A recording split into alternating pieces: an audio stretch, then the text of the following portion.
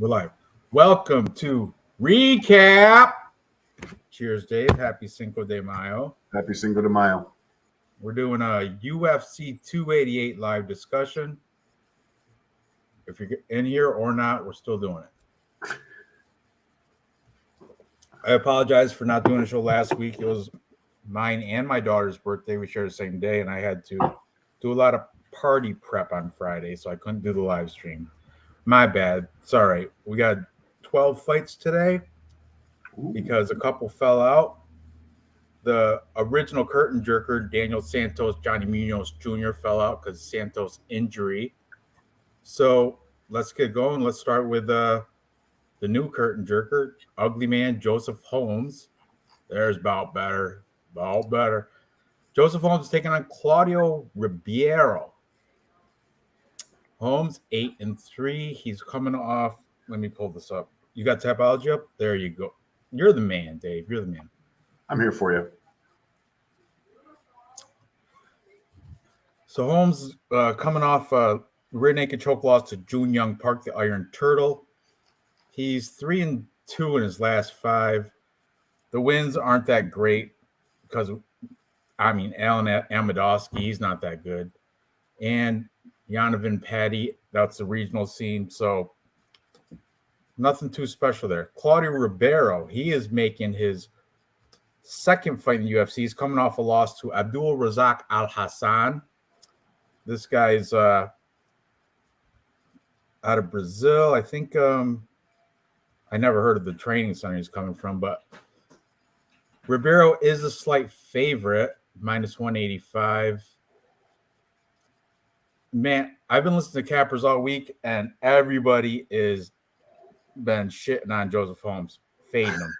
So I'm gonna go with Claudio Ribeiro, even though he's only got one UFC fight and it's a loss. But I got to go that way. Just be, I base my shit off the Cappers I hear. So, and really nobody's. I don't know anybody picking Joseph Holmes, but +150, it's worth it. What do you think, Dave? All right, let's go look at stats real quick. Where are my stats? Where's my stats? There we are. Joseph Holmes, Claudio Ribeiro. Strikes landed per minute, 3.10 versus 3.91. Striking accuracy, 51 to 62%. Strike absorbs 2.73 versus 2.89. So, as far as I'm concerned, Claudio's going to be busier on the feet. Joseph Holmes on the ground, 1.41 versus 0.00. Thing is with Claudio, though, he does have that 100% takedown defense. He hasn't been taken down in his last couple fights. And we got a takedown accuracy for Joseph Holmes of only 37%. So this takedown average might be a little bit skewed here at 1.41. I do think Ribeiro is going to have the advantage on the feet. I think he's going to be able to keep it on the feet with that takedown defense. So yeah, I'm kind of liking the way Claudio's looking. And Joseph Holmes came in, I think, 4 pounds heavy today. Joseph Holmes is a big guy. I mean, he will have the serious height advantage. He's going to have a 3-inch height advantage, and he's going to have a 3-inch reach advantage as well. Having said that, average fight time for Claudio Ribeiro is 2.57. So he finishes Look at his last 5, dude. Claudio Ribeiro, all his wins are by knockout in the last 5. That's it. Let's check it out. Go down. Running out of Brazilian black tie. Never heard of it. Let's see. So his last loss to look at all those round ones. Oh yeah. Yeah. Venezuela round 1. This was retirement round 5. Punches round 1. Punches round 1. TKO round 1. Punches round 1. Split decision on this one. Punches round 1. Punches win TKO round 1. TKO round 2. Yeah, he finishes his fights.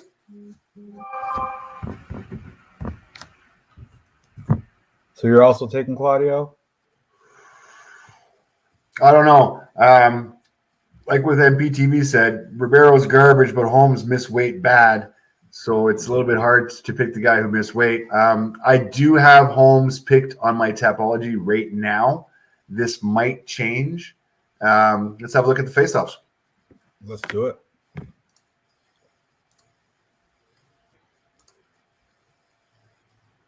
Oh, Prime sponsoring this, really? Go, Jake. Purple hair. Oh, there's a lot of people on the stage. I don't know if I like the mustache. In New Jersey, right? Newark, New Jersey.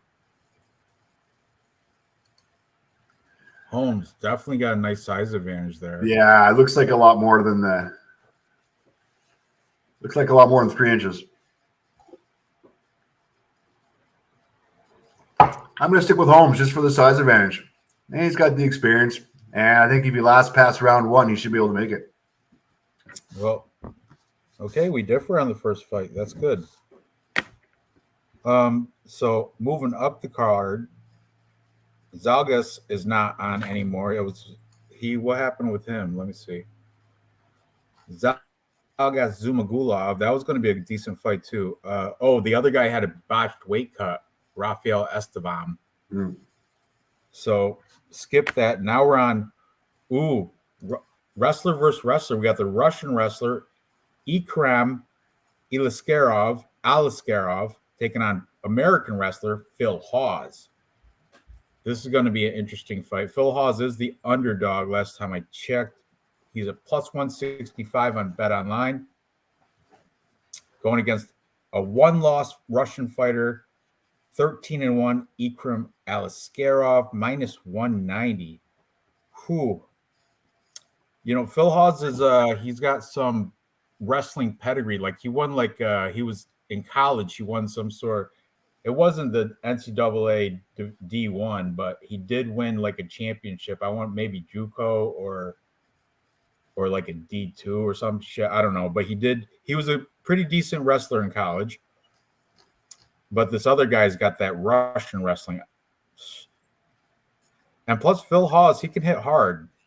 Let's check out the Tapology. What we got there? I got Phil Hawes up here right now. All right. Just lost to Roman Dolidze. Decent loss. Understandable. He beat Deron Wynn, knocked him out in the second round. Understandable. Like he was supposed to. He did lose to Chris Curtis beforehand, but I mean, Chris Curtis got a punch. He beat Cal Dalkaus, Nasruddin Imanov, That's Jacob a good win. Jacob Malkoun. Oh yeah, he's got some decent wins. Cal Dalkaus, Imanov, and Jacob Malkoun are his 3 big ones. Yeah, I'm going with the plus money. I'm taking Phil Hawes in this one. And you got Ikram, who has coming out of Eagle FC through the Contender Series and was in Brave before that. Also finishing fights, Kimura round 1, decision, Kimura round 2, Kimura round 3, TKO round 3. So, I mean, if you like the Kimura, he's finished 3 of his last 5 fights 3 of his last 4 fights by Kimura. So, who knows? Yeah, well, look at these guys. Aside from Mario Souza, these other guys, I don't really know. Took a loss to Kamzat, but that's a give. That's fine. Knock it off. So only 1 fight for Ikram in the stats there, guys. But in that fight, 3.26 strikes landed per minute. Strike absorbed 7.91. Not a good look. Takedown average 6.98. So he's going to be looking to take this fight down to the ground.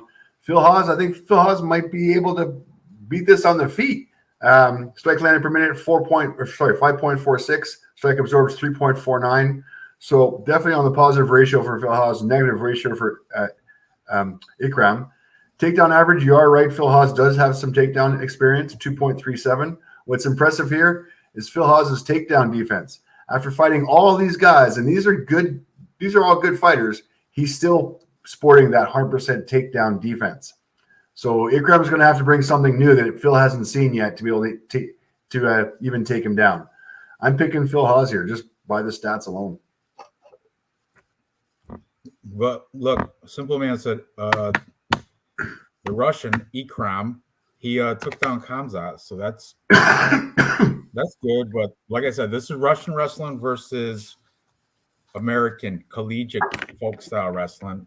I'm going with Phil Hawes as well. Plus money.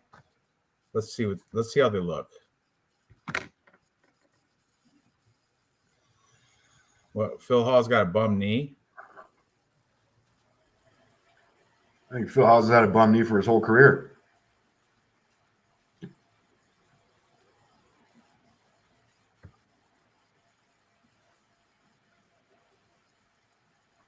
Mm-hmm. Well, Ikram's a little bit bigger, but Phil Hawes got girthier arms.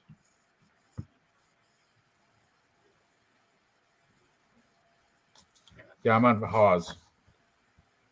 Plus money for real.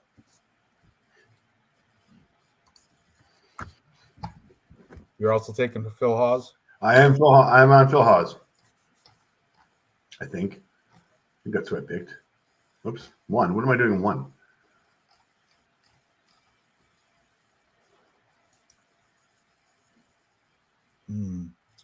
All right, moving up the card. Big boys. Parker Porter. Everybody loves Parker Porter. Taking on Braxton Smith. This guy's a giant. This guy's massive. Oh, don't hate the dog shot here. Yeah, Phil Hawes, absolutely. So these guys, the Braxton Smith's making his debut, right? That's his debut, yeah. He's only had 5-1. Where's he out of? No gym. No gym. Braxton Smith, the beautiful monster. PFC heavyweight champion. About this dude. I do know Parker Porter holds the most significant strikes for a heavyweight. Holds that record. Parker Porter does. But I'll just put one thing out here. This guy opened his career. He lost to Chase Sherman. This was Chase Sherman's curtain jerker. This was his first fight Chase Sherman ever fought. Both of them 0-0 records. Chase came up with a win. Since then, and that was in 2014, he then took 9 years off. Holy 9 years he took off. And then came back with a vengeance, knocking out Cody Beck by head kick round 1, knocking out Ja'Cory Savage 49 seconds of round 1, knocking out Edson Lopez 2 minutes of round 1, knocking out Cameron Chisholm-Burgard. I don't know who that is. Doesn't matter. Still got knocked out minute and 40 seconds in round 1, and then he also knocked out Ja'Cory Savage 44 seconds in round 1 in peak fighting. So we're not looking at any of the big fighters, but this guy definitely throws, and he definitely has some power behind those hands. And I hope Parker Porter can make it past round 1. I bet you Braxton Smith got no cardio after round 1. Oh, I don't think either of these guys are cardio guys. Let's have a look at Parker Porter real quick. his last loss was a decision. Look at that. But that was back against Alan Badeau and against Chase Sherman. But if not, he got choked out by Halton Almeida in round 1 as well. And Justin Tappa knocked him out in round 1. Well, Justin he's going to be a champ. Yeah, but you know what? He got knocked out in the first round February 11th. So February, March, April, May. So he got knocked out less than 3 months ago. That's not good. But he's the better overall fighter here, like I said. Yeah, but shouldn't you be taking 6 months off if you get knocked out? At least 6 months off? Not 3 months? That's what scares me because his chin is very suspect, Parker Porter. You're going to tap that button. He's been knocked out his last two Braxton fights. Smith seems to win is by knocking people out. All Braxton Smith needs to do is land one. But I think Parker Porter, he's a better fighter. I think his IQ is probably better. And maybe this Braxton Smith guy will have jitters. I don't know. He's making his debut, right? So I'm going to go with Parker Porter, and he is the favorite, minus 171 on Bet Online. Maybe you should do a Braxton Smith knockout decision, no contest, something like that. But well, what scares me is that Braxton Smith has absolutely no ground game, none whatsoever. And Parker Porter, even though he's not the most phenomenal athlete you've ever seen in your life, if he managed to just trip him up and land on top of him, this guy's not going to be doing anything. And Parker Porter can just win this fight just by control, staying on top of him, beating him up in half guard or beating him up in full guard or whatever the hell it might be. If this does go to the ground, Parker Porter has a huge, huge advantage. absolutely. And he does have, I think he holds probably brown belt in jiu-jitsu. He definitely has a jiu-jitsu advantage. And look at the people he's already Josh Friesian beat him, Chase Sherman beat him. I know they're all jokes, but come on, he's still got all this experience. Yeah, Parker Porter, I'm more confident. But the thing is that chin scares me. Aside from that, though, I'll take Parker Porter. Let's see what they look like. Let's see how in the face-offs.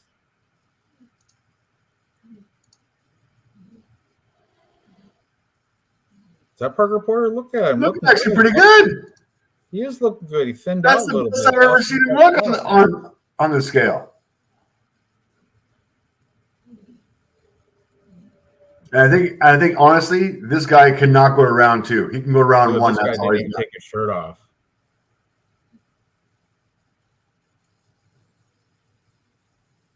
Yeah, all Parker Porter has to do is not get knocked out, and he'll win this. If you don't get knocked out in the first round, that guy's cardio, Braxton, his cardio is going to be shit round two, and Parker Porter. Kind of confident with it, too. I like it.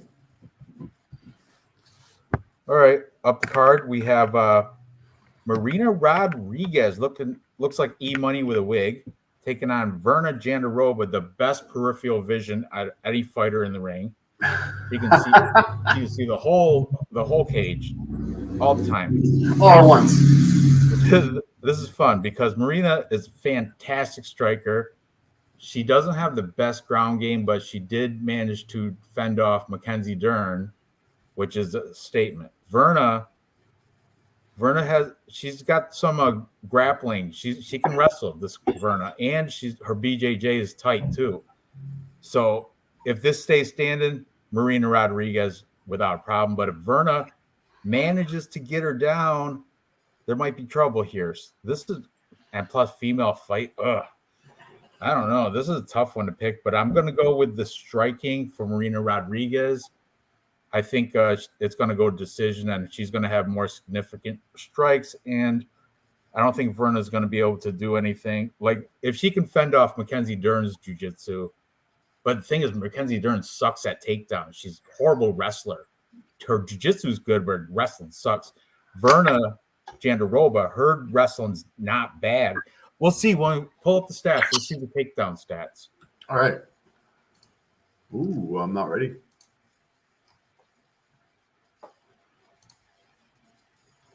All right. Marina, strikes landed per minute, 4.80 compared to 2.45.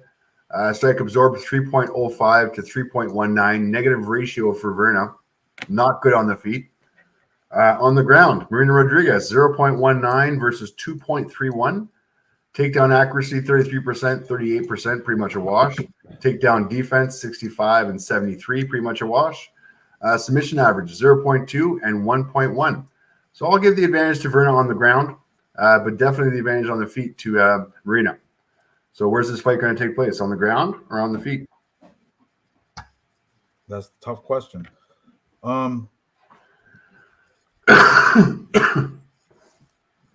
How's the? Oh man, I'm gonna go with Marina Rodriguez. Like I said, I think it's going to go decision. She's going to have more volume and significant striking, and I think her takedown defense is good enough to keep Verna off her. We're in the sunglasses. Yeah, I hate that. Well, it's because I think everyone's made fun of her eyes, so she has to wear sunglasses now. Yeah, everybody knows she got that one wonky eye. And look at the advantages too, a tail tape advantage for Marina Rodriguez. You know what's corny about Marina Rodriguez though? She's a skateboarder. Come on, how old is she? 36 years old. Time to put the skateboard away, you know. But anyway, I'm gonna go with the striking power of Marina Rodriguez to get probably a decision, because this is straw weight 115. Girls don't usually get knocked out that weight class. No. So you gonna do the same thing? I'm on Marina by decision as well. Okay, moving up. Oh, this one's no fun. We got Chaos Kalen. I think his name is Kalen Williams. Take on Rolando Bedoya. Now, big wide line, minus 365 for Chaos Williams. Bedoya comes back at a plus 290. What is he? He's from Peru. What is that flat? Peru? He's Peruvian. Peruvian. Oh, Peruvian flake. Let's see. Verna looks like she could play in an Adam Sandler movie, right? You know what they say? She looks like they're Rob Schneider. Rob Schneider. That's who Verna looks like. Rob Schneider. From you know Rob Schneider. He was in the whole bunch of stupid comedy movies. But anyway, the line movement on this fight is sketchy as hell. What did it open up at? Oh, it was like minus 300 start. The week now minus 150. Are you talking about the?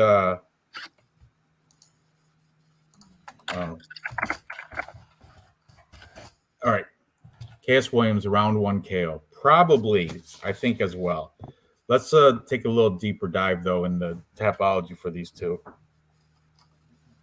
I like to find something good about the big underdog. All right, you want to look at Rolando? Let's look at Rolando Bedoya. Rolando Bedoya. 14-1 from Peru. Last fight. Only one loss, which is good. Yeah. Last fight was March 10th, so just over a year ago, against Pablo de Horta in the FCC. He hasn't lost since 2015. That's decent. A couple canceled bouts before that. A round 3 finish for fight, the guy was 10-1. That's not a can. No, not a can. Previous to that, 17-6. Mauricio Otalora also knocked him out in the third round. Before that, Washington Nunes, and that's in 2019, which was win by decision. So the guy's not fighting very often, but when he fights, he wins. 2 years apart, might be hopeful 1 year apart. So I got no stats for him. Coming off a loss to Randy Brown, split decision. Before that, he beat Carmel Thunder, Miguel Bieza, Matt Semmelsberger, good win. Lost to Michelle Pereira. So be it. Abdul Razak Al Hassan. Chaos Williams should win this, but if I was to throw money, I would put it on plus the underdog, dog or pass if I bet it. But my pick on Tapology is definitely with Chaos. Knockout, probably round 1. I don't know, dude. This dude he hasn't lost since 2015. He's 14-1. Let's see what they look like facing off, because this might be a trap. I like Chaos Williams in this one, man. Yeah, me too. I'm looking for like a angle, maybe. Look at this guy. Look at the bandana. Come on, dude. What's that? No, that's just his hair. Oh, that's his hair. Yeah, that was weird. Yeah, no, What's he's he got got? like he's just got gray hair. Just that patch in the front. Sunglasses. Come on, Callan.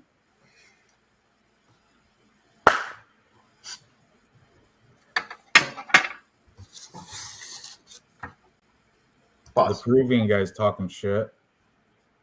Yeah, but look at look at the size of him. I know he's got a little boy arms. Chaos. And Chaos's experience is insane. Yeah, this is an easy pick, but I think Chaos is going to get this within distance. I go second round. minus 365 though. He's not making any of my parlays. No.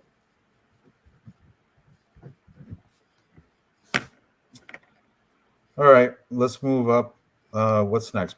Brown Bear Devin Clark taking on Kennedy. I'm not done the face off yet. Hang on. I know. I'm still watching. We do have we do have a handshake. Yeah, look at this body. This dad bod versus Chaos. No way. Look at the girls smiling at him. Oh yeah. Chaos is making him happy. All over Chaos. Sorry. Next. Yeah, I hear you. I hear you. All right. He's a stud. That's easy pick. Oh man, if that Rolando though, I hope he shocks the world. Kind of. I'm not betting it, so I like big upsets. This one, Brown Bear Devin Clark has his dad cage side. Get up, boy. Pick it up. Don't you let him beat you. I love his dad. His dad's awesome corner, awesome cage side guy. Awesome. But Kennedy isn't truthful. Man, this dude. I was originally on Devin Clark, but I heard on Cody and John Blood Money and Johnny K, their live stream show last night. They were saying Kennedy Nzechukwu's mom recently died, recently. So that's a big inspiration, and you don't want to take a fighter whose mom just died. You know what I'm saying? You don't want to go against a fighter whose mom just died. But thing is, this dude, Kennedy, he doesn't even start until second half of round two. First round, he always loses. Always loses. He's such a slow starter. And then he surprises everybody with usually a knockout in round 3. Usually goes. Man, but Devin Clark, let's pull up their Tapologies. God, which one do you want to see? Well, first of all, let's be honest here. Kennedy's going to come in with a 5-inch height advantage and an 8-inch reach advantage, and he's a striker. It's going to be scary. Going over his Tapology, Kennedy 11-3, coming off of his last 2 wins over Jan Kutalaba and Carl Robertson, both of which were knockouts. Previous to that, Nikolai, he lost a split decision, which was really close. Nikolai Negumirano. Damn. And before that, Da Un Young, where she got tagged in the first round. Still, right. I like Da Un Young was owning him before that. He got tagged too by wrestling. That was impressive victory for Da Un Young. But that's also the first round. I mean, not the strongest performance from this guy in the first round, as we can see. Let's go look at Devin Clark real quick. 14-7. Devin Clark just beat Da Un Young. That's right, just beat Da Un Young, but that was by unanimous decision. Disappointing fight. Devin Clark did beat him though. Previous to that, his loss knocked out William Knight. That's good, man. Yeah, but he also got knocked out by Azmat Mirzakhanov, who is a good fighter. Also got knocked out, also lost to Jan Kutalaba. So we've got these guys who have, yes, he beat Da Un Young, and the other guy lost to Da Un Young, but yes, he also lost to Jan Kutalaba, and the other guy beat Jan Kutalaba. So I'm going to cancel it out. I still like I still don't think Devin Clark is going to be able to even come close to Kennedy just with his size. Let's look at the stats real quick. See if these guys have a ground game. We'll get there, Jacob Williams. We'll get there. All right, stats. Devin Clark, strikes landed per minute, 2.91 versus 4.63. Strike absorbed, 2.71 versus 4.19. So both of which even ratio. Just Kennedy is going to be the much busier fighter in this one. If it does go to the ground, Devin Clark will have the advantage. 2.36 takedown average per 15 minutes compared to 0.74. Mind you, Kennedy does have an 80% takedown defense, and he's going to have, is it 5-inch height advantage? That's why his takedown defense so good. I've seen it. It's like trying to take down a telephone pole. It's not easy to take this guy down. He like kicks his legs out with a wide base. So if you have your arms around, he's gonna break the grip. You know what I mean? Because he's so huge. And Devin Clark's takedown accuracy is only at 34%. So he's not big on his takedowns either. But if he does get it to the ground, though, I think he's got the advantage. He will have the advantage. He'll be the heavier guy on top and just be a good win. Well, it was by knockout, man. So I don't know. It's not a bad win. But look, MPTV saying Kennedy is a head case. So, and it's a weird thing with your mom dying. Is it going to mess you up? Is it going to make you, not keep your head out of the fight, or is it going to motivate you to, I'm winning this one for my mother? You know what I'm saying? It's kind of weird to go on that little brown bear.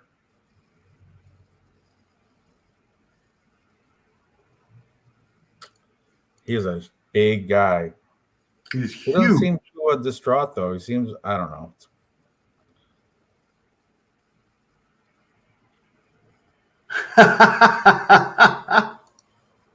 Look at the size of it. Just laughing at him. Hey, little man.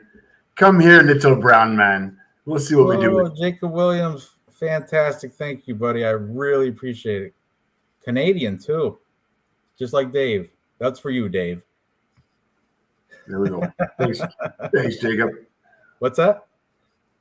Thanks, Jacob. That's awesome. Jacob Williams joined the Tapology group. Was it 926? Yep. Tapology group 926. If you win the weekend, you will get a free t-shirt. So back to this fight. Man, I'm going to throw the mom thing out the window because these guys are right. Like, simple, man. Don't buy into the mom bullshit. The odds kind of tight. Well, Devin Clark's a plus 151. Kennedy is a minus 176. I just hate that Kennedy doesn't even do enough in the first round. It sucks. Everybody can beat him the first round, so that's already a round in the pocket. And usually he's losing every fight until the third round where he knocks people out. It's kind of crazy, but I don't know. What are you going to do, Dave? What are you thinking? I'm just looking at everybody looking at Kennedy. Dana's looking at Kennedy. This guy. What's this guy? Dana's holding Devin Clark's wrist back so he doesn't. Yeah, but look at yeah, it's a joke though.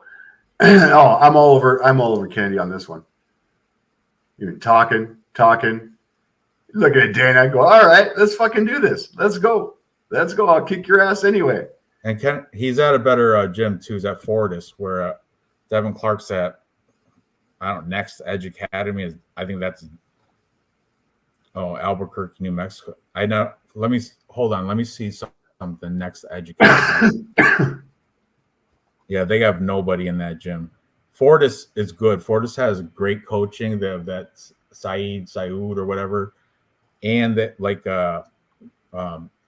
who's great white Morono comes out of Fortis. A lot of good fighters come out of Fortis. So because of that, I think I'm going to have to lean the Kennedy side too, but I'm not touching this betting. But I will pick them on Tapology. Yuck. Low key, though, I want to root for Devin Clark. All right. Anyway. What you got, stats? We just know the stats. This is just the Bet365 bookies fight to go the distance. Yes, minus 105. No, minus 135. So bookies are tossing a coin up whether this fight's going the distance or not, which is kind of interesting. If you do like this fight not to go the distance, Kennedy is a plus 130. Devin Clark is at plus 500 for TKO, DQ, or submission. If you like it to go the distance, it's a coin toss. Plus plus 280 and plus 280. So bookies are thinking Kennedy might be able to finish this within distance. I kind of agree with them. I think it's going to be a round 2 knockout. We'll see how it goes. I think it's round 3 knockout because I think if it goes to distance, Devin Clark might win because, like I said, Kennedy loses the first round automatically. Guaranteed. And Devin Clark's not like his cardio stays strong. He's not a slouch. He, keeps up good pace throughout the entire fight. Let's see, man. I got to pull it up on mine. It's so small. How many times he gone decision and won? Quite a bit. 64% of his wins are by decision. So I kind of want to take Brown Bear by decision, but that's a good bet. No Allen's on you with you too, man. If you look at prop bets, I like that. Devin Clark by decision plus 280, not bad. Right. Kennedy, he doesn't have any jiu-jitsu, right? He can't. All he can do is knock people out, right? Yeah.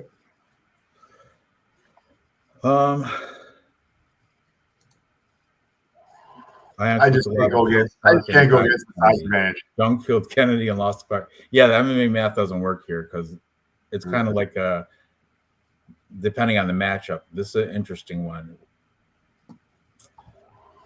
All right. Yeah, I suppose I'm going to stick with Kennedy just because the tail of the tape. But man, I don't like him. Let me 1 second, Dave. I just want to. Money's been coming in on Devin Clark. Devin started off as a plus 175. Now he's a plus 163, so pretty close. And Kennedy's started off as a minus 210, and now he's a minus 188. I like my money on Kennedy. Yeah, me too. All right. Now we're at the headliner for the prelims. The jaw of Drew Dober taking on Matt Steamroller Frivola. Drew Dober is minus 211 favorite on BetOnline. Matt Frivola plus 181 underdog. Look good. Man, I like Matt Frivola. Thing is, Drew Dober, double-digit losses. His chin does hold up, but it can't hold up forever, man. He got knocked down by who's the guy he beat? Terrence McKinney knocked him down. Yep. And he's been knocked down a lot, but he always comes back and comes up. But I don't know, Matt Frivola can knock people down and out too. He's got a real strong punch. So I'm gonna go with Matt Frivola. I don't know if he can finish him, but I like Matt Frivola. I'm a fan of Steamroller. And plus 181, you got to take underdogs, right?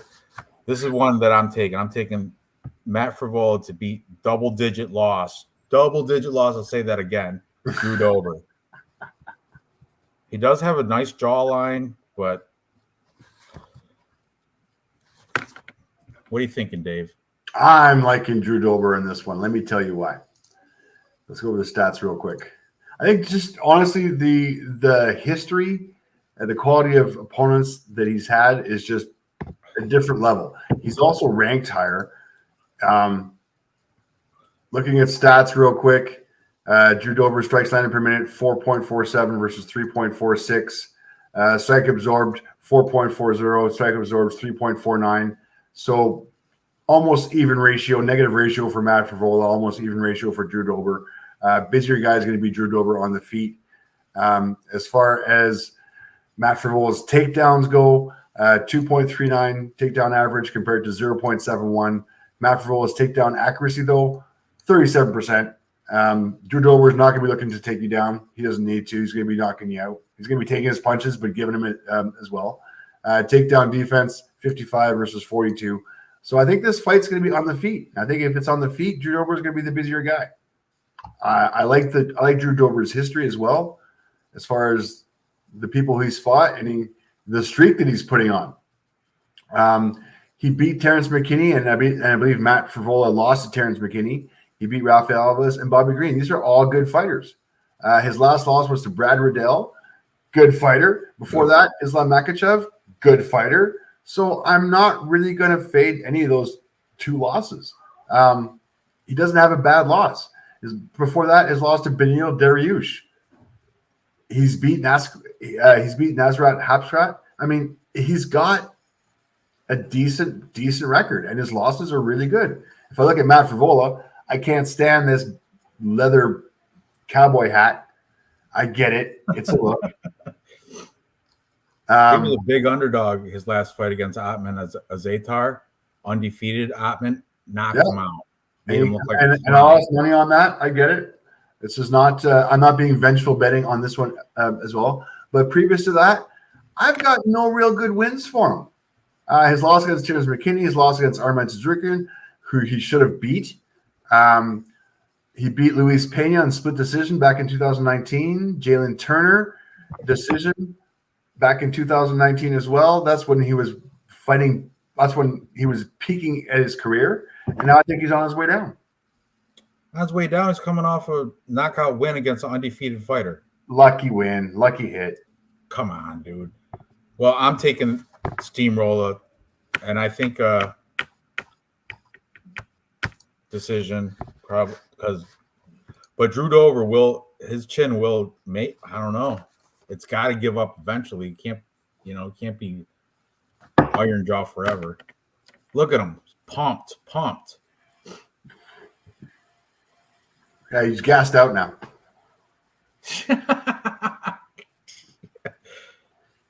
Look at pretty boy, ripped. Look at that jaw. Kidding me? People kill for that jaw. I'm telling you, man. You might take over Brian Ortega as my man crush. Haircut's horrible. Oh yeah, he's ready. Oh, Matt Frivola is serious. Drew Dober's all smiley. Yeah, Matt Frivola for me. You're taking Drew. You want to do a T-shirt bet? We'll talk later. All right. We'll discuss it afterwards. Like a Stetson man with that cowboy hat. Oh God. All right, do we go over the odds here? Do you want to go over the odds real quick for these guys here? Here we go. Drew Dober minus 225. Matt Frivola plus 187. Bookies fight to go the distance. Yes, plus 230. No, minus 320. Bookies heavy on this fight, not going the distance. If you like the fight, not going the distance, you got Drew Dober minus 140 or Matt Frivola plus 375. Bookies are going all day. Drew Dober finishes this within distance. Were the bookies right or not? I'm on the bookie side for this one. All right, I'm taking plus money, Matt Frivola. Good. Excuse me. All right, let's move to the curtain jerker of the main card. Canada's own Charles Jourdain is taking on Kron Gracie. He hasn't been in a fight in like almost 4 years. Thing is, it's not like he's been on the couch though. He's been at the Diaz Army. He's their jiu-jitsu coach. While he's there though, he's been working on his striking for the past 4 years. And who is one of the best stand-up guys? Is it Nate Diaz? Really? Does he have the best hands? I think so. He keeps them a little low for me, but he is tough as nails. He's got some great hands. He does. Diaz Army's decent. They're straight. But Kron Gracie, he's a Gracie. He's a Hickson Gracie's son, I do believe.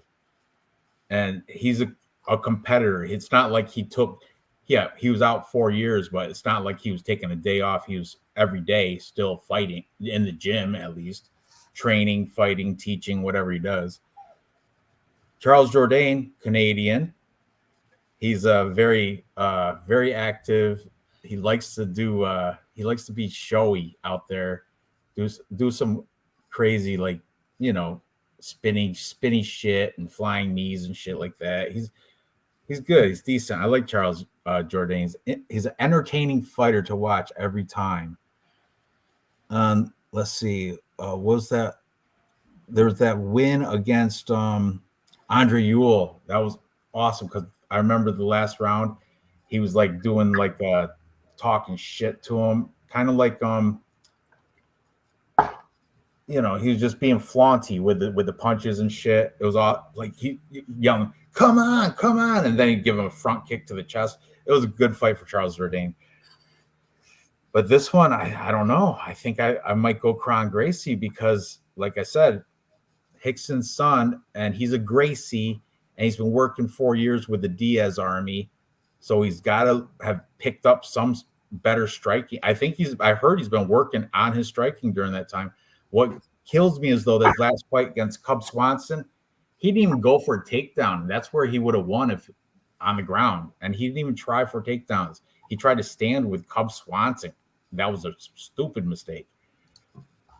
Man, this one, it's tight. It could go either way. I got an argument for both sides, but I'm going to go with the plus money. I'm going to take dog Kron Gracie. Is it Kron or Crone? How do you say that?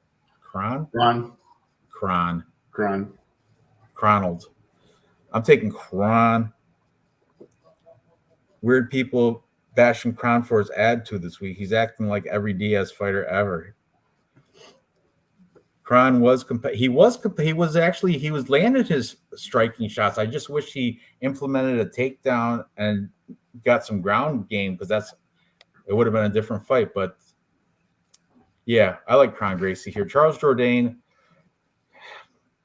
man, there's good and bad about the dude because Charles Jourdain is so cocky. He'll go to the ground with Kron Gracie and think he might.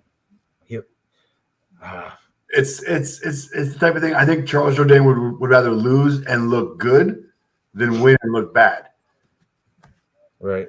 He wants to put on a show, right? And his last 2 losses have shown that. He's putting on a show and getting his ass. Everybody takes him down, too. Everybody that he's fought takes him down. Everybody. So Kron Gracie should be able to take him down and probably get a submission. That's what I'm going to say. Kron Gracie's submission, I don't know, round 2. I'm worried Kron stays on the feet. I would like to see Kron take him down. Looking at the stats, I mean, and I realize these are skewed for Kron because he hasn't fought in so long. Strikes land per minute, 5.51 compared to 5.84. Strike absorbed, 8.13 compared to 4.56. So both heavy volume on the feet, especially for a BJJ guy. Mind you, he takes a lot, so hopefully he's worked on his defense in the last few years. Takedown average for a BJJ guy, 0.88 versus 0.12. Doesn't mind going on his back, as you can see by the takedown defense of 0%. If you want to go on your back against this guy, go ahead. I wouldn't want to go to the ground with him. Takedown actually 25% because he doesn't need to take anybody down. Charles Jourdain, takedown accuracy 16% compared to takedown defense 48%. If Charles Jourdain does believe that he can take this guy down and does take him down, I think Kron Gracie will happily go on his back and happily take his arm, his neck, his scalp, his nuts, his knee, his ankle, whatever he wants. So Charles better keep this on the feet. Kron, I think, if he's been working on his boxing, if he's at the Nate Diaz Academy, I don't care how much time he's been taken off. He's being competitive. He's fighting. I'm all over Kron in this one. I've flopped. I picked Jordan. Like he's only 5-1. He doesn't have a lot of experience. But when you're fighting with the murderers, with the Diaz Academy, I don't think his fight experience compared to his actual day in, day out experience is going to be more than what Charles Jourdain is. I think this guy born into fighting too. Being a Gracie, he was born, came out the womb. You gotta bet on the DNA. I'm gonna take a line right off of Cody Blood Money MMA bets. I'm betting on the Gracie DNA. I'm with you. Awesome. Introduce the next fight. I got to piss, and it's easy pick next fight. So you watch Face Offs? Which end? Did we even see Face Offs? Oh yeah. Do that. I am. Okay, go do your thing. Air Jordan. Showman. He's a very entertaining fighter to watch, but this guy's just scary. I'm afraid. What is he? 30? He's 34. I'm afraid. Yeah, I like Kron. All right, for real, I got to piss. So introduce Movsar Evloev and Diego. Whoa. I'm going to talk about these guys. I'm going to show that. And this breakup, I mean, who cares about Charles Jourdain? This one guy who's got his phone pointed. Actually, it's tilted over here. Eye line. Nobody is looking at Charles Jourdain here except for this one camera guy. Everyone else is on Kron. I like it. I'm going to go back for a second. Oh, yeah. Dana's big on Kron, too. I'm afraid of Kron. Scary mofo. All right. Think we're all on Kron? We're all on Kron? I'm flopping from Charles Jourdain. I'm going to Kron. Next fight we got Moussavar Evloev versus Diego Lopez. Number 7th ranked featherweight versus the Mexican number 2 ranked. And if you guys know me, I like my Mexicans, but ouch.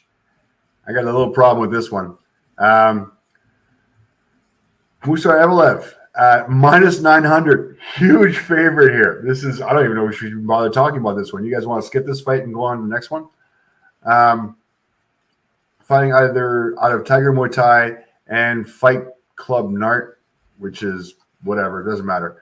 Number 7th ranked, undefeated, coming off a win from Dan Ige. Before that, he beat Hakeem Dawodu by decision, Nick Lentz by split decision, which wasn't that close. Mike Grundy by decision, Enrique Barzola by decision. This is a smart fighter who will not lose, who will not make mistakes to lose. So I've got this guy by decision in a walk-off. I don't think he's going to be doing anything dangerous, and I don't think he has the knockout power or the knockout experience. Let's look at his record real quick. Lots of green. Oh, my goodness. No red in there. Since 2014, only green. And fighting against guys like Dan Ige, Hakeem Dawodu, Nick Lentz, Mike Grundy, Enrique Barzola, Singwon Choi, Rafael Diaz. I mean, Sergey Morozov. I mean, I'm going back to 2018 here. I'm going back way too far. But something to notice. He's a decision. Decision. He hasn't knocked anybody out since 2018, where he stopped finishing people in M1. Let's have a look at Diego Lopez real quick. Diego Lopez, I believe, is taking this fight on short notice as well. Definitely. Movsar was supposed to go against Arkansas. What's his name? He was supposed to be against Bryce Mitchell. Hurt his shoulder or back or something, I guess. So coming in on short notice, which is kind of a little bit scary for this boy. When you get the call, though, whoever you gotta go. Calls you can't say you're not going to say no. His last win was against Angel Rodriguez, 10-10 fighter. Before that, Kenneth Glenn, 10-8 fighter. Then he's got some losses to Nate Richardson, Hortenson Brito. Then previous to that, a win against Masio Fullen. This is back in 2021. So not a real nice repertoire as far as he goes. He is coming on short notice. Like I say, you get the call, you answer the call, you go to the fight, you lose the fight. Hopefully you get another fight. Most of these guys on short notice are signing 2 or 3 fight contracts. So they're not doing it for the first fight. They're doing it for the second and third and the entrance into the UFC. So good on them. Welcome to the UFC. Enjoy your first loss. Yeah, that's what my buddy Don Shane has said. They don't do one off. If you take a short notice fight, you have like a 2 or 3 fight contract. So it's worth it. It's worth signing. Yeah, absolutely. Your first one though. And who knows if he happens to surprise them and if Movistar slips on a banana peel, Diego Lopez will get notice. Let's see what they look like. Oh, face-offs. The hair's a little. The haircut's awesome. It is awesome. Shaved on the sides. Like I don't know what kind of mullet that is. It's great awesome. Haircut. Mind you, that's not much better. Let's be honest here.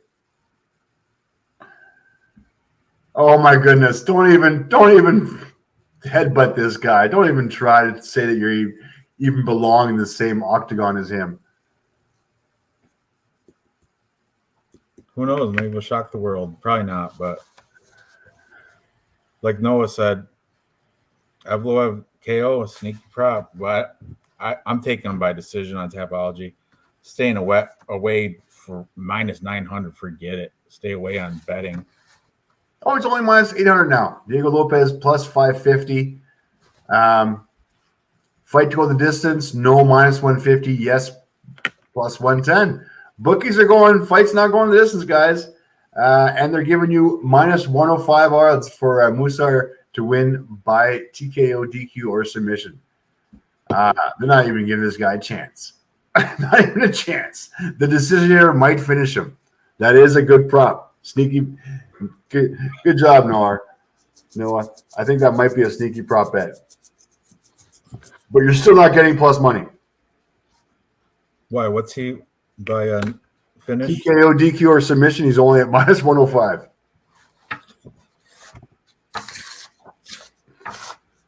You'll make your money back.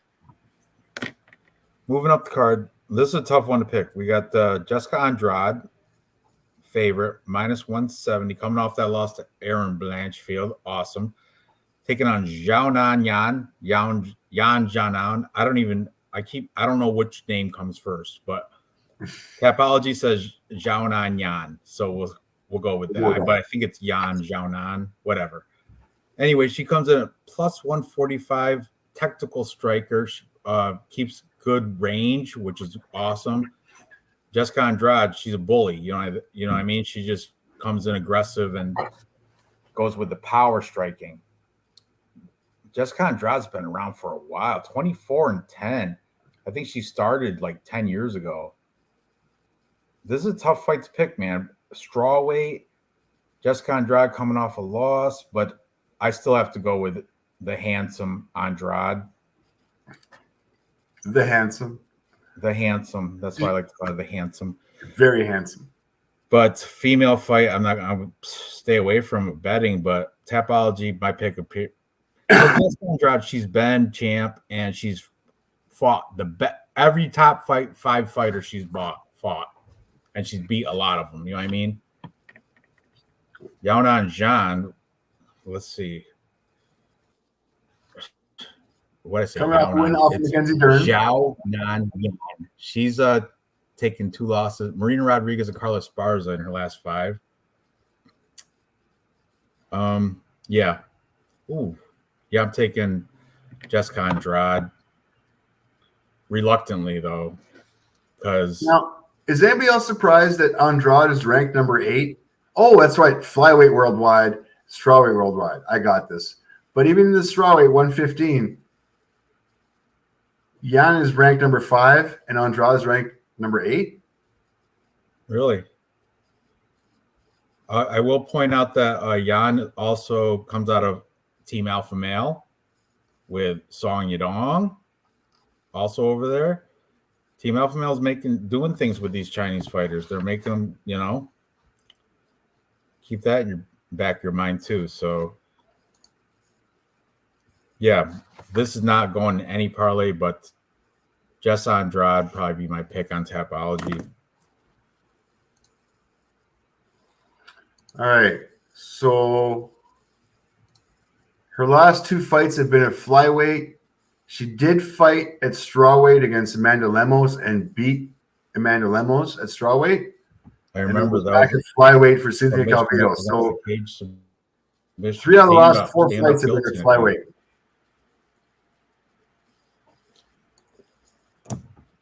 And I think Which one is of the only reasons. like 5'4" or something.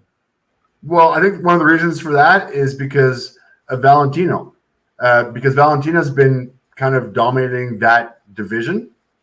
So she did drop down to strawweight just to see how things would go, and she did really well. And if she does beat Yang Yang at strawweight, I mean, that's a whole new path for her, a whole new career. And if she can cut that weight, and she's short enough to be able to cut that weight, She made it. She made weight today. easy. Yeah. So I like her. I mean, she's usually fighting bigger people. Now she's gonna be fighting somebody smaller. She's going down a weight class, and she made it, no problem. I like it. And that Aaron Blanchfield loss, that was like on a week notice or something. That was short notice, super short notice. Yeah. So kind of got to give her, give her a pass on that. Let's see what they look like.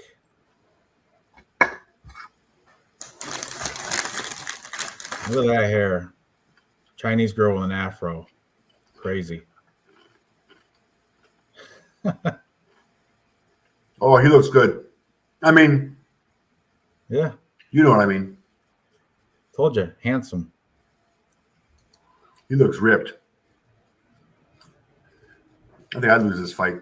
I'm pretty sure I'd guarantee I would lose this fight. Very respectful. Don't think you're gonna get much of the face-offs, except they're both ready to fight. Yeah. I'm going with Andrade for sure. Well, you want to throw some stats up? You really want to? Jessica Andrade, 6.84 versus 5.45 strikes landed per minute. Advantage, strike absorbed, 5.34 versus 3.53. Jesus, spit it out, Dave. So advantage, so more volume for Jessica on the feet.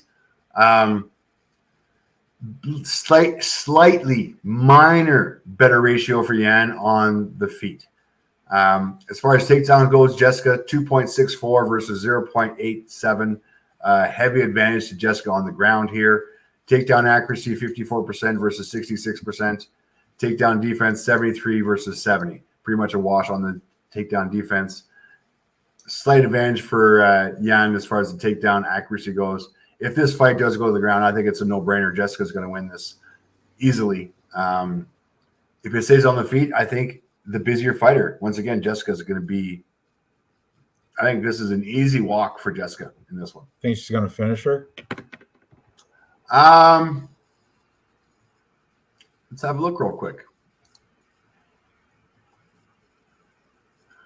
So, decision against Lauren Murphy, Amanda Limos. That's nice. Standing arm triangle choke in round 1. That's really nice. Finished Cynthia Calvillo. Finished Caitlin Chukagan. I'm going to go yes. Yes, she's going to finish him within distance. Let's see what the bookies have to say. Jessica Andrade. Minus 175. Yan plus 150. Bookies fight to go the distance. Yes, minus 140. No, plus 100.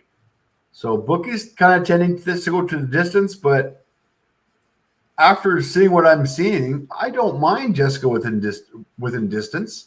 Plus 165. So you're going from a minus 175 to a plus 165. Or bookies fight to go the distance, 220. So even the bookies are kind of favoring Jessica to finish this fight. I like this. You talked me into this. Jessica within distance. Plus 165. I may have a play on that too now. You talked me into it too. I like it. What's chat think? Noah, what do you think? Jessica within distance? Double-digit losses for Jessica, but they're all against dominant female fighters. You know what I mean? Yeah.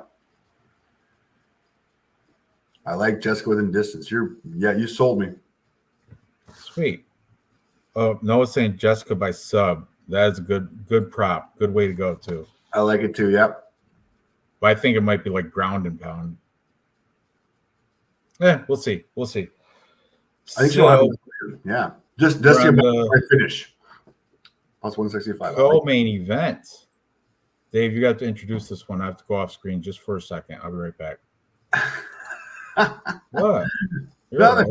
All right, co-main event. Bilal Muhammad versus Gilbert Burns. I am biased on this one. Bilal, remember the name Muhammad. Huge. I'm a huge Bilal fan. Coming off a win off of Sean Brady, who is undefeated, knocked him out. Before that, decision win against Vicente Luque. Before that, Stephen Wonderboy Thompson, 16-5. Not a bad win. Before that, Damian Maia, my boy Damian. So nice little repertoire of a good 4 fights in the last 2 years. Damian Maia, a little bit older, a little bit washed up. Let's be honest here. Stephen Wonderboy Thompson, once again, a little bit older, a little bit washed up. Vicente Luque, not the highest quality of fighter. Sean Brady, good fighter. Got tagged, got knocked out. Well done, Bilal. That was 6 months ago. Impressive. Now, Gilbert Burns. We all know Gilbert Burns. You give me 6 months, I fight the devil. Fight anybody. I fight the devil. Gilbert Burns, scary. Took care of Jorge Masvidal. This decision was not representative of the actual fight itself. It was embarrassing for Jorge. He got used and abused for every single round. Before that, submission, Neil Magny. Arm triangle choke. Very nice. That was, 3 months ago? Very impressive. He did lose to Kazmat by decision. He showed the world that Kazmat was mortal. And nobody else would have been able to even step in the ring with him and think he could win. Gilbert Burns had no problem. Wish he had a longer fight camp. Wish he could have gotten a little bit ready, but it is what it is. He also abused Stephen Thompson and lost to Kamaru Usman, who Kamaru Usman is Kamaru Usman. So I'm not going to fade any of Gilbert Burns' losses on this one. Bilal, I'm going to fade his record a little bit. He's got not the best repertoire. I like Gilbert Burns' one. He beat the devil. You give him a fight camp, he can beat anybody. And I think he's on his return. I like his last 5 fights. Honestly, they're all great fights. I don't fade any of his losses. I think he's going to put in there, and I think he's going to be the first test for Bilal Muhammad. And I don't think Bilal Muhammad is going to do what Kazmat was able to do. You almost forget his name? I almost forgot his name. Remember the name. Dahino, kid. Dahino. Gilbert Burns. You don't know what you're getting into, Bilal. I'm all over Gilbert Burns on this one. Now, having said that, I'm going Gilbert Burns by decision. That's an old picture on Tapology, man. You got to update that shit. I'm also taking Gilbert Burns, but man, I've faded Bilal Muhammad his past 3 wins. Yeah, I faded him against Stephen Thompson, Vicente Luque, who was Gilbert Burns' main training partner, by the way. And I faded him against Sean Brady, and he took my money on all 3 of them. So I'm taking Gilbert Burns as well. I'm not very confident, but I do like that. Kill Cliff, I like it. He's at a better gym. But Bilal, I guess, has been training with the Muslims, with the Dagestanis. So yeah, no, Bilal. All right, he's the only guy with his no accent whatsoever. Bilal Muhammad. I appreciate the name, but there is very little that is foreign about Bilal Muhammad. Let's be honest here. And to be perfectly honest with you, high school in Chicago. Yeah, he took Damian Maia to decision. Wrestler. He was good too. Yeah, he took Damian Maia to decision. Guess what? Gilbert Burns finished Damian Maia. like he was supposed to. You should finish Damian Maia.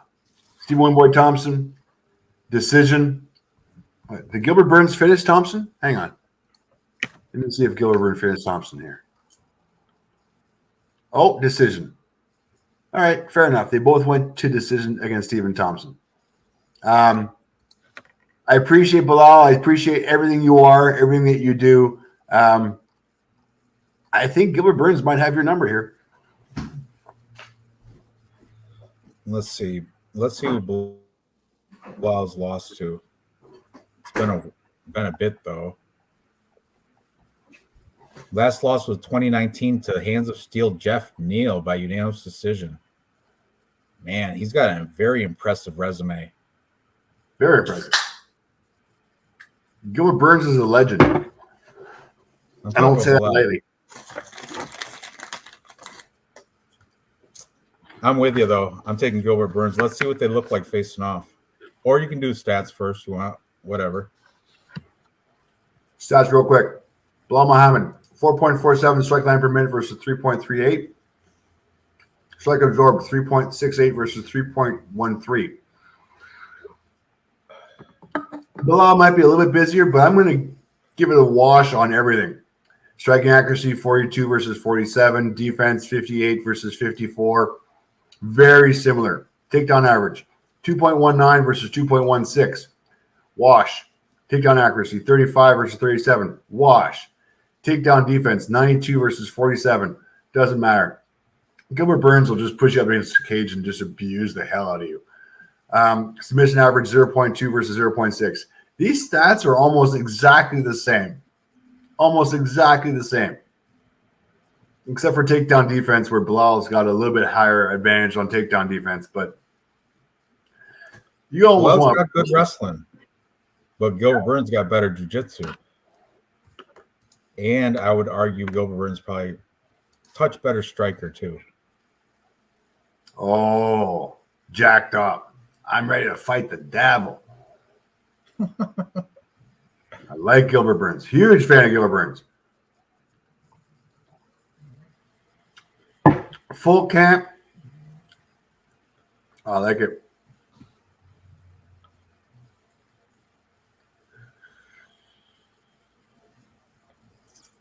Wow. Ugh.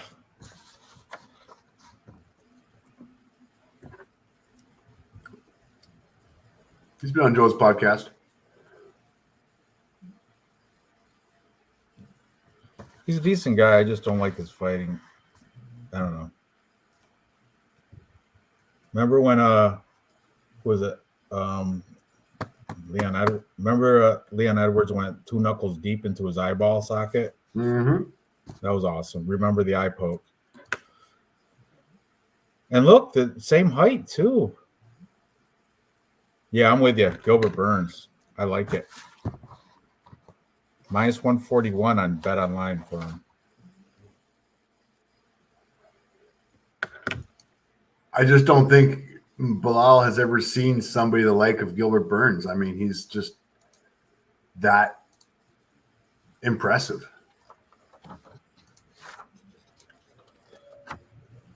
So have a quick look at the odds here. Bilal Muhammad plus 110, Gilbert Burns minus 138. Let me see if that line has jumped. Oh, Gilbert Burns opened up minus 138, still a minus 138. And Bilal opened up plus 110, is now still plus 110. So bookies thinking the same way I'm thinking. Fight to go the distance. Yes, minus well, one. This is five rounds, by the way. Yeah. Still, I think these guys are being cautious. I think this fight will go the distance. It's going to go the full 5 rounds. This is a main event. These guys are not used to not fighting. These guys are both used to fighting 5 rounds, main events. They're both used to fighting co-mains. They're both going to have the cardio to last it. They're not going to blow their wad in the first round like a rookie would. I see this going the distance, and I see Gilbert Burns just bullying Bilal Muhammad just with cardio, and you're not going to – Gilbert's never going to get tired. Ever. Through 5 rounds. Unlike his brother, Herbert. Yep. All right, you ready for this main event? No. Oops. Hang on.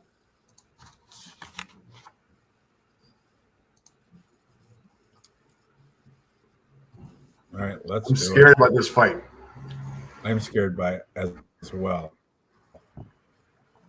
Aljamain Sterling, undisputed champ, taking on the former two-weight champ, two-division champ, and gold medal Olympian Henry Cejudo. Triple C Henry Cejudo has been out for 3 years, I think, but he's a key one of the main. Everybody's flocking to was he fight ready to get trained by him. So it's not like he's been out of the fight scene. He's still in the gym every day. So, man, I've watched the build up to this. Henry Cejudo's like, oh, this is going to be a walk in the park, and then Aljo is like, yeah, he's beat a lot of people, but he's never beat me. I'm a different type of breed, and all this shit. A lot of back talk from both of them. So I'm going to go Triple C. I mean, he's cringy, but dude is good. Never continuous pressure the entire fight. Very aggressive. Aljo had that whole thing with Piotr Jan, which I hated. The knee. Remember the fight one with Piotr Jan? Yep. I hated that. he did what he did what needed to be win. And I mean, I was on Piotr Jan as well. I was even Piotr Jan on the second fight, and was very disappointed. But Aljo just backpacked him and got it done that way. But I don't think Henry Cejudo. I don't think he's going to backpack Henry Cejudo because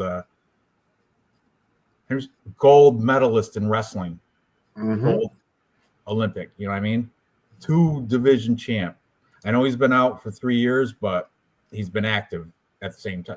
Out of fighting, but still active in the scene. Yeah. Oh, yeah. I'm taking Henry Cejudo. I think he's probably going to get it done by maybe decision. I don't know. What do you think? So here's where I'm going. He beat Dominic Cruz in 2020. That's not impressive. I mean, even if it was 2020, Dominic Cruz was more of a broadcaster than he was a fighter. Before that, he beat Marion Moraes in the third round by ground and pound. Not that impressed with Marion's record. He did beat TJ Dillashaw, which was impressive. Yeah, but that was like 2019, and he beat my what I think is probably the best fighter in the world is Demetrius Mighty Mouse Johnson. I think that's the best in his last 5. That's the most. That is by far his best win, which was a split decision, very close. So, and I think I've watched that fight. I don't know how many times.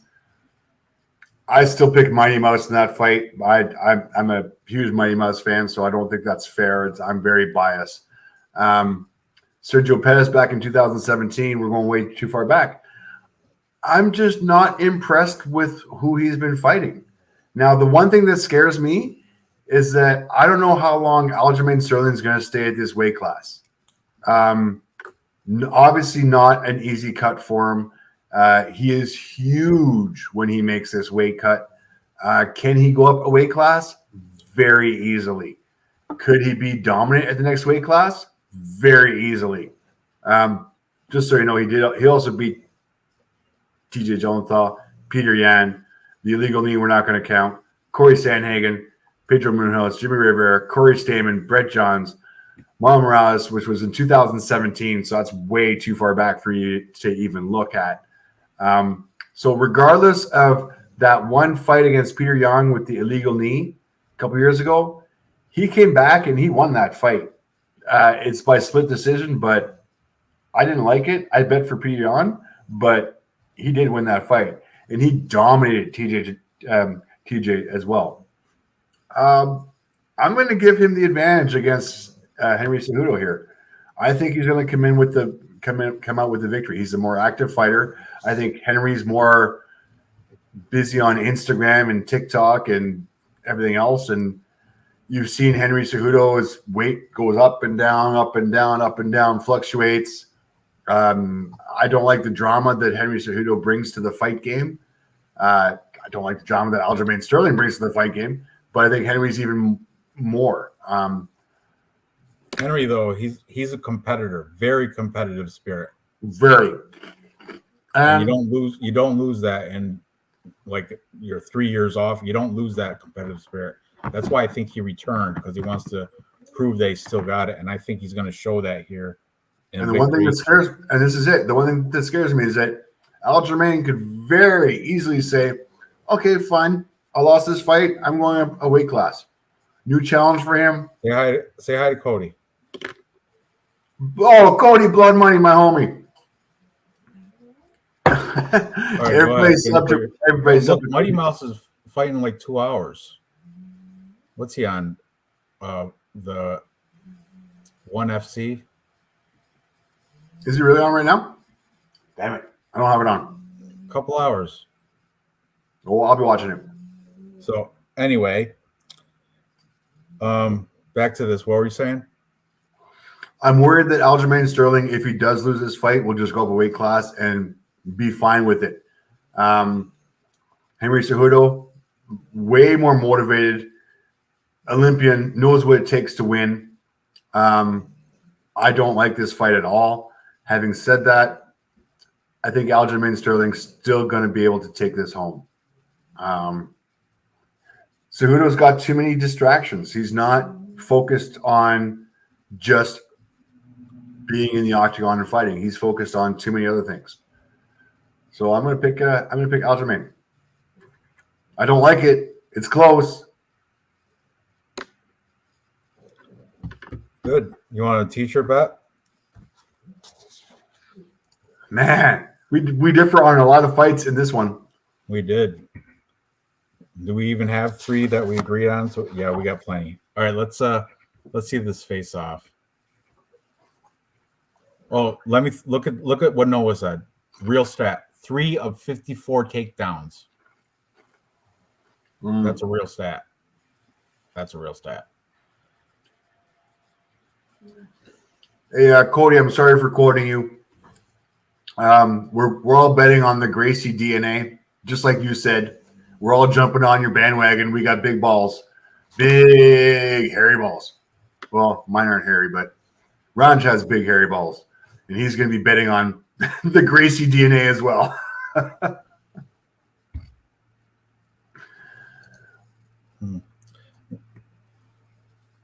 Oh my God, so much show, but he does look like he's in great shape. He looks amazing for a tiny midget. He is amazing. He's amazing. You can't take anything from him. No, he looks amazing for a midget.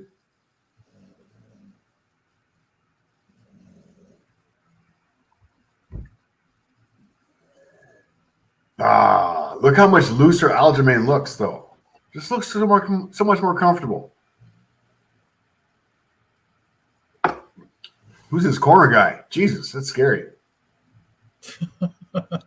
Joe knows him. Oh my God. Can I have those abs? I'm jealous. I should be saying those. I have the abs of Aljo's corner guy.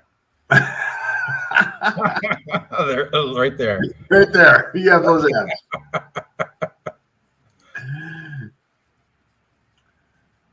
All right. Most disinterested look in this face-off right here. No comment. It's hard to be in the back row when Dana's taking your pride away. Anyways, I believe there are some altercations here. Yeah, there is. Let's watch this through. We're all talking shit. Really? Is that so? Yeah, sure, motherfucker. Sure. Yeah. Oh. He's like, get your fingers out of my face. Oh yeah, competitive spirit. All right, I like this. You know what? I like this even more after watching the face-offs. I'm on Aljamain Sterling. He seems motivated enough for me to beat this guy.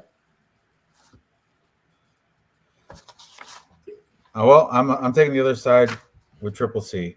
So now we have to come up with 3 decent fights that we agree upon for a 3-leg parlay. All right, well, easy ones right off the bat. Gilbert Burns, minus 138. Jessica Andrade, minus 175. I think we're easy on that. I don't like girl fights. We disagree on Drew Dober, Matt Frivola, right? Yep, I like Frivola. Kennedy and Chiku and Devin Clark, we disagree. How Parker Porter? Oh, I like Parker Porter in this one. Minus 170. Against the new guy, Braxton Smith, who's got first round knockout chances. That's it. No ground game. Nothing except knockout. Didn't even take his shirt off the range. Shit. Guarantee it.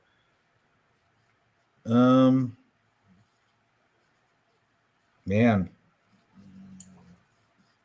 Chalky. Oh, you want to throw Kron Gracie in there? Oh. The DNA. Cody, what do you think? Kron Gracie? All right, let's do it. He's going in the parlay. Let's go, Kron. Hickson Gracie DNA. All right, Parker Porter. Ah, shit. Okay, Parker Porter. Kron Gracie. And who's your next pick? Gilbert Burns. Oh, I'm okay with that. Minus 138 for Gilbert Burns. All right, 3-team parlay pays out plus 563.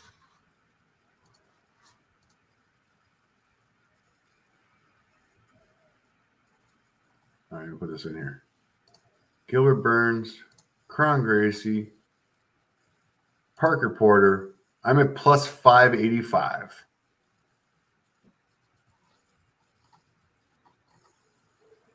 Very nice. Let me just paste this.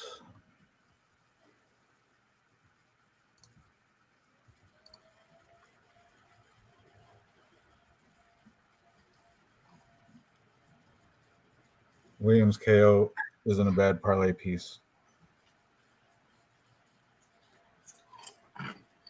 I like it too, yeah.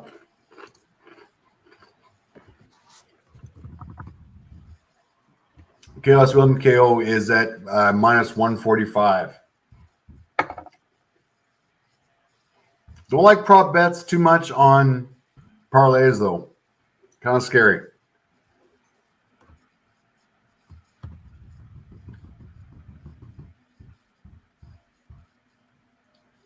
Ooh, I like that, Simple Man.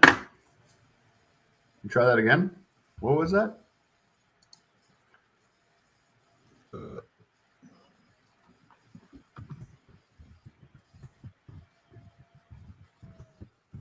Jandaroba, Gracie. All right. Oh, yeah, but Jandaroba's not going to win this. Rodriguez is going to win this. There's no way. There is a way if it goes to the ground. Rodriguez doesn't have good ground game. What's he got? He's got Jandaroba. You figure this out. There you go. His numbers are crazy. I'm just going to go regular numbers.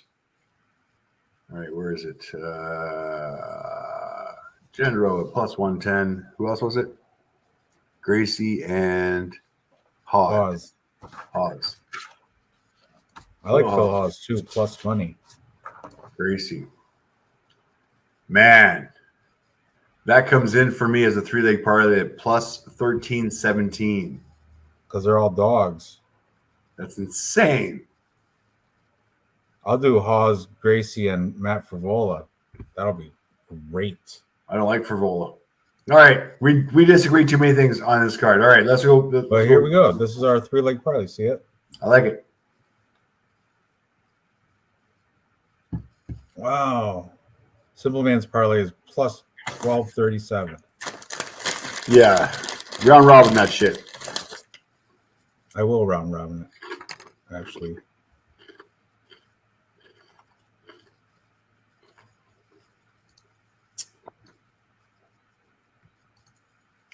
There's your boy, Cody, right there. We're betting the DNA. I think we're all betting the DNA. I'll do another one. Claudio Ribeiro.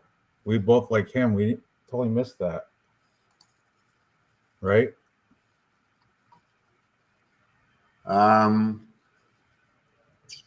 Over Ugly Man Joseph Holmes. Yeah, we do like Ribeiro. Oh, no, wait a second. Hang on. No, I picked Holmes. Oh, you're right. You did. I picked Holmes. So, yeah, not going with that. All right. Phil Haas. We like that. Phil Hawes, yeah, but we're not gonna bet against an undefeated Russian. Good point. I know I get too crazy with these parlays. Like we both agree. Like let's be honest. Okay, Parker Porter, better fighter, better record. We know that this Braxton Smith guy is going to gas after the first round because he's never been past the first round. So all Parker Porter has to do is survive 5 minutes. If he survives 5 minutes, he should have the dominant. If he manages to take him to the ground once this guy gasses, Parker Porter is a lock on this one. Very confident with that one. I like the Chaos Williams, Rodriguez, Virna, chick fight. Kennedy and Chikwu versus Devin Clark. I like Kennedy just for his size and his afro. Gober, I like him for his chin. Mother guy. Yeah, no. Kron Gracie, we're both going for the dog, but we don't want to put that in a parlay. Musar Evelev is minus 800. Can't put that in a parlay. Jessica Andrade, another chick fight. Kind of. Maybe not. We don't know. Anyways, Jessica's going to win this one. Bilal Muhammad, Gilbert Burns, he toss up kind of scary. Aljamain, once again, toss up kind of scary. So I think we got the best fights that we can in our parlays there, guys. Ice Viking, homie, welcome. I need a beer. Yeah, I like it. We did differ on a lot. I say we make another one, though. Screw it.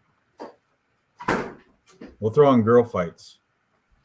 Jessica Andrade. I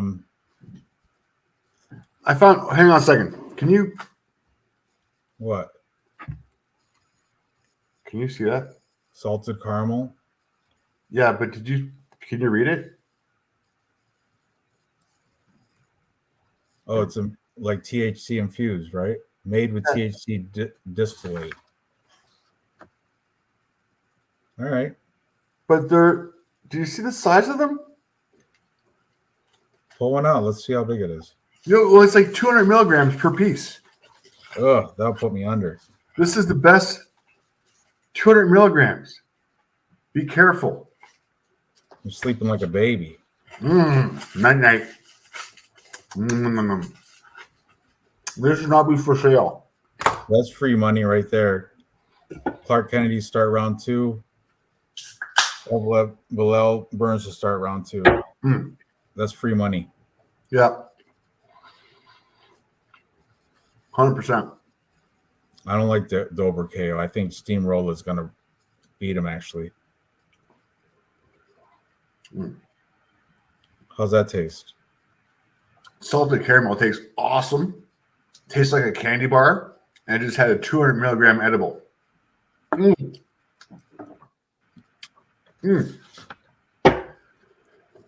Tasty. They come in. Yeah, whatever. Anyways, yeah. I'm going to put another parlay in. Phil Hawes, we like him. We like, we'll do Jess Andrade. And one more, Marina Rodriguez.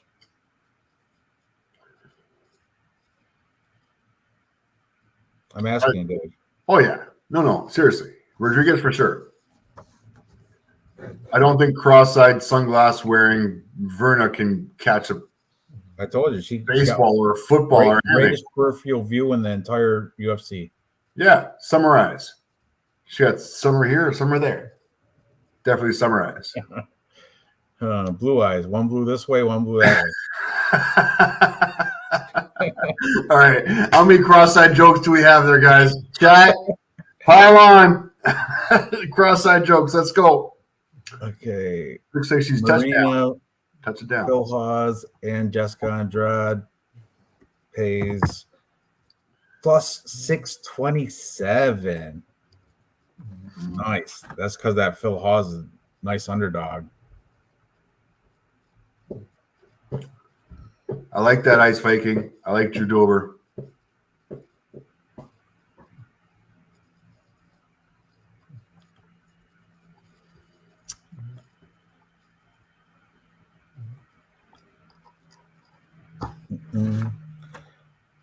Okay, I don't usually bet female fights, but screw it. We're having fun, right? You're a yes, you do. You're a degenerate. I am a degenerate. Okay. Which one are you looking at? I'm putting in our new 3-leg parlay. Plus 627.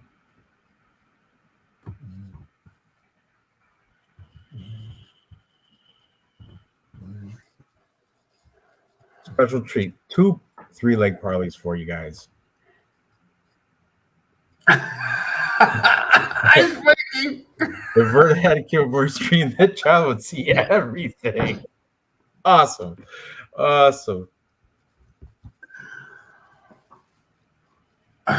She opened up plus 230. Now it's plus 120. Big jump. So a way output, big money on her. I mean, it could happen. She's got better ground game, I'm telling you, than Marina, but Marina should piece her up and win a decision. Here's our second 3-leg parlay that I just made. By the way, can you just Bet365 has this new thing going on. Share a screen real quick. Where they're actually giving you like odds and stuff. So number 5 ranked versus number 9 ranked, both Brazilians. KOs 16% to 25%. Submissions 50-0. Decisions 83-25. And they even have the win-loss records. Very impressive, Bet365, trying to get into the game.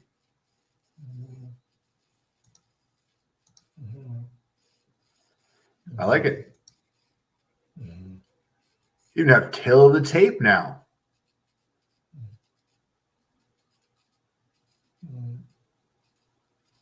Very impressive. I'm still picking Rodriguez.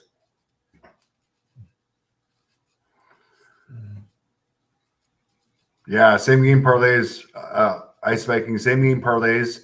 You can actually bet live same game parlays now with Bet365. Very impressive. And Ice Viking, I still got 2 tickets for you for UFC 289, Section 115, Isle Row 2. Or how much you pay for them, Dave?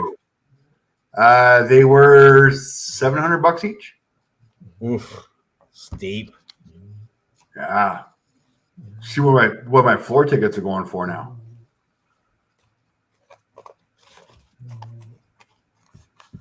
I'll be on the floor live streaming if anybody wants to. Oh yeah. Was that June? Live watch that game and live watch that night and I'll stream right from the floor for you. All right. Are we wrapping up now? Let's wrap it up. Okay. This is our not long shot parlay, but that's our second parlay. The other one's the better one, which is right here. Gilbert Burns, Kron Gracie, Parker Porter, plus 550. That's actually supposed to be 551, but whatever. Close enough. So yeah, it doesn't get to more greasy than two women favorites and Phil Hawes, my boy. That's why it's a D-gen parlay, kind of. But anyway, Fucking all right, legit. guys. It's been fun. Dave, always a pleasure. Newark, New Jersey, what's the start time tomorrow? 6 p.m. That's 3 o'clock for you, Dave. Oh, I'm sleeping in. Sweet. So everybody in the chat, thanks for stopping through. If you haven't joined yet, join Dave's Tapology group 926. 926. Come on, join it and see where you rank with all the murderers row. Once again, shout out to MMA Fight Club, Cody Blood Money MMA Bets, Okay. Johnny K Picks. All guys, support all the community. We are so small. We're all the exact same people. Everybody support everybody. Check out Cody MMA Bets. Check out Manny MMA Fight Club. Killing it with his picks. He doesn't do UFC. He does everything. Has live interviews as well. Manny's got a great line on live interviews. He does have UFC media credentials, which gets him a line on some good stuff, guys. So check out the information. Sign up to his newsletter. Check out Cody Blood Money MMA Bets with his big balls, taking it to the bookies. Very impressive. He's been killing it this year as well. Just had a undefeated night a couple weeks ago. Killing it, guys. Thank you very much. Support the community. Support Ranj, Johnny K Picks, everybody. NBA left the community for Call of Duty. I concur, for real. All right, thanks for stopping, guys. It's been a pleasure. It's been great. I gotta go. Awesome. Guys. Good luck on your Good luck.